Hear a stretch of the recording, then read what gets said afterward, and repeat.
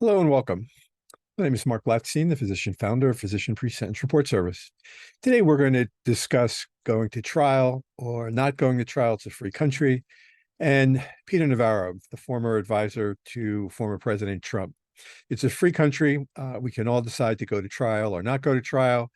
But Mr. Navarro had gone into federal court. And, you need to understand, or I should say, hopefully his attorneys had given him a heads up that once you go into the federal system, that the Department of Justice has a 98% conviction rate. But even if you lose or you at trial with a guilty conviction, you can still mitigate your sentence.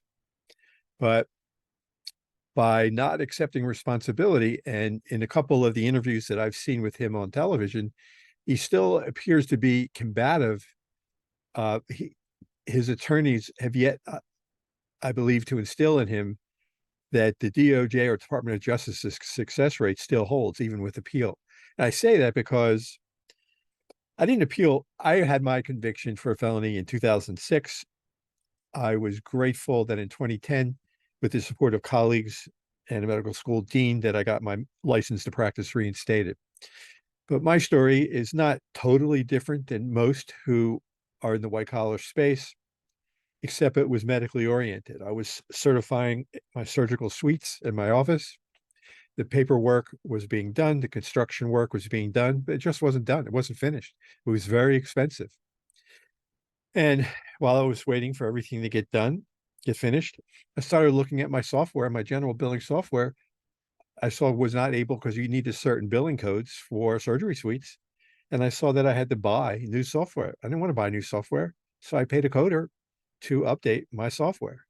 And once that was done, I did a test billing. And even though the suites I wasn't completely certified, and I was able to pass and get paid.